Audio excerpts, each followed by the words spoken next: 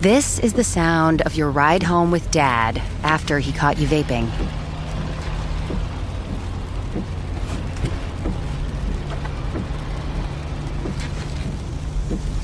Awkward, isn't it? Most vapes contain seriously addictive levels of nicotine and disappointment. Know the real cost of vapes. Brought to you by the FDA. Welcome back, everybody. It's Wednesday, October 9th, 2024. I think I had yesterday as Wednesday also. I guess we're going to have two of them this week. Born on this date in 1888, actor Hank Patterson of Springville. He was Fred Ziffel on Green Acres and Petticoat Junction, and Hank Miller on Gunsmoke. In 1989, Baseball Hall of Famer Joe Sewell of Elmore County. And in 1908, two-time Governor Big Jim Folsom of Coffee County. Today, let's talk about Hurricane Milton evacuees, genetic testing, and the governor on the federal migrant program. And we got plenty more. My name's Ike Morgan, and we're down in Alabama.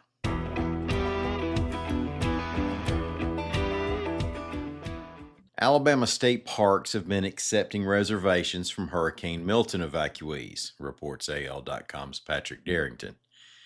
Milton has been forecast to make landfall as a major hurricane this evening between Tampa and Fort Myers. Evacuees from the Florida Peninsula have been flooding I-75 north for a couple of days to get out of the way.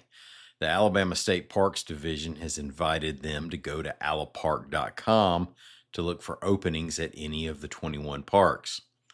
Tropical cyclones being a way of life for the southeastern U.S., states are poised to share resources before a storm strikes, said Alabama Governor Kay Ivey, quote, ahead of Hurricane Milton's landfall in Florida, here in Alabama we are actively working to prepare various state assets to be on standby to quickly deploy to Florida when needed. Now, Alabama is far from the projected impact zone from Hurricane Milton, although rough surf conditions were expected throughout the week along the Gulf Coast. There are now 4 former jailers in Walker County who have agreed to plead guilty to charges related to the 2023 death of inmate Tony Mitchell, reports AL.com's Howard Koplowitz. Mitchell was the man who allegedly shot at Walker County deputies when they responded to a welfare check called in by Mitchell's family. He died at Walker County Baptist Medical Center after being jailed in conditions that have become the subject of legal scrutiny and a lawsuit filed by Mitchell's mother. The county coroner's death certificate called the death a homicide. It said he died of hypothermia and sepsis tied to infections and medical neglect. The 2 most recent jailers' pleas admit that they knew he was being subjected to cruel conditions, but that they didn't act on it. Free genetic tests that determine health risks are coming to Alabama, courtesy of the 2021 American Rescue Plan Act, reports AL.com's Mike Kaysen. Yeah, we're still spending that pandemic money. Now, the program is called Catalyst, and it's costing $25 million of federal ARPA money and $5 million of the city of Birmingham's share. Southern Research CEO Josh Carpenter said a goal is to bolster healthcare and healthcare decisions in some of Alabama's small towns and rural areas where people more often go without. The tests provide information that allows patients and doctors to better understand a person's genetic predispositions and to plan care accordingly.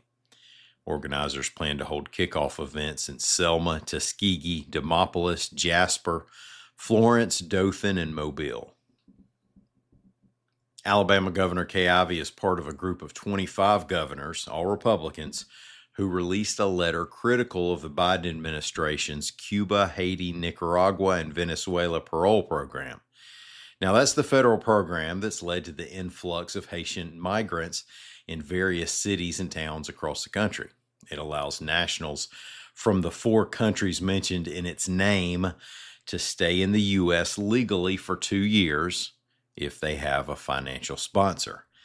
The governors complained about a lack of information coming from the White House about when and where the migrants have taken up residence. The letter reads in part, quote, "We believe the merits of the C8NV program are misguided and administration of the program has been abused. Due to the Biden-Harris administration's C8NV program's policy of placing hundreds of thousands of migrants in our states and potentially in need of state and local services, our states have unwittingly been placed in a support role without our consent, any advance notice, or resources. Homeland Security has said that the Biden administration would not be extending the migrants' legal status." Hey, let's take a quick break. When we come back, we'll talk about what race fans left at Talladega last weekend. And if you don't mind, I'll share some thoughts on some 70s icons that passed away last week. Stay with us if you can.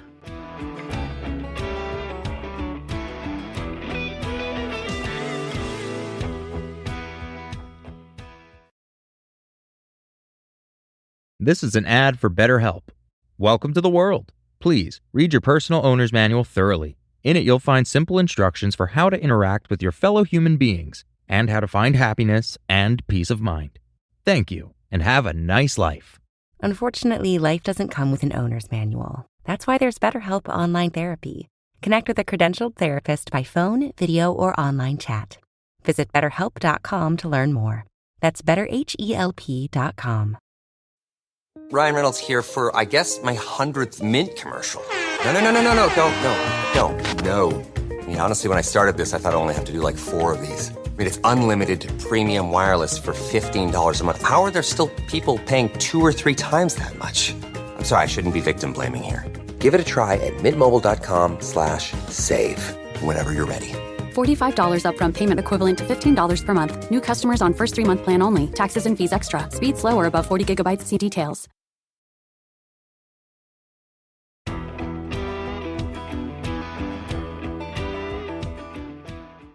Things can get a little rowdy during NASCAR races at Talladega Superspeedway. Fans pack the infield and party for days leading up to the Sunday races. A person could get divorced, fired, saved, and engaged, all during a single Talladega weekend. And they're liable to lose or leave some belongings somewhere along the way. Coming out of the big race weekends, the Talladega Superspeedway social media team has a little fun sharing photos of some of the crazy things that are left behind. They did that this week as well, following the Yellowwood 500 on Sunday. Say what you will about NASCAR fans, they're not the kind of people to let you down. All right, there appeared to be enough raggedy couches, love seats, and armchairs left behind to furnish a small neighborhood, as long as all the neighbors are up to date on their shots. There was a propane smoker, which the track said was already spoken for, and there were a number of TVs. There was a pool table. Now, I don't know whether it was level and true. If you played pool at the same joints that I have, you probably aren't used to level and true anyway. We like them undulating, like the greens at Augusta. Also left for the Talladega cleanup crew was a deer head and shoulder mount. Now, of course, we all understand why someone would want to bring their deer mount to a race, but why would they leave it at the track? Well, this one was in pretty sorry shape. It was missing hide in several places and was only a 4-point to begin with. NASCAR returns to Talladega in April. Folks, last week felt a little like the week the 1970s died. Now, I realize that for several years now, it seems like celebrity deaths have poured in at an increasingly fast rate. I have a few theories why, as a news guy. Now, obviously, as we get older, and we're all getting older, the pop culture figures we're most familiar with are ever closer to the final curtain call. But secondly, there are more old celebrities than ever before. When I was a young child, aging celebrities were probably still vaudevillians in a lot of cases, and the stars of a handful of movie studios or 3 black and white television networks. Now, old celebrities include stars from 300 cable networks and every musician who had a video during the 80s. There's just more of them these days. The last and probably biggest reason is that celebrity deaths are some of the most shareable content on social media, meaning we will see that news a lot more than we used to. I don't remember Red Fox dying or even Dean Martin, but now people spend days on the internet discussing how crushed they are at every news obit. Well, for some reason, the ground felt like it rumbled a little bit more last week. It started on the previous weekend when Chris Christopherson died. Now, Hank Williams might have been the hillbilly Shakespeare, but Christopherson took country songwriting way past hillbilly. Not an elite vocalist by any stretch. He released an album in 1970 with songs that through the 70s would be covered by Ray Price, Johnny Cash, Sammy Smith, Janis Joplin, and taken into the pop and country music stratospheres. Now, along the way, he earned more than 100 acting credits, but the 1970s sounded like it did, whether we realized it or not, because of Christopherson. Then last Monday, Pete Rose died.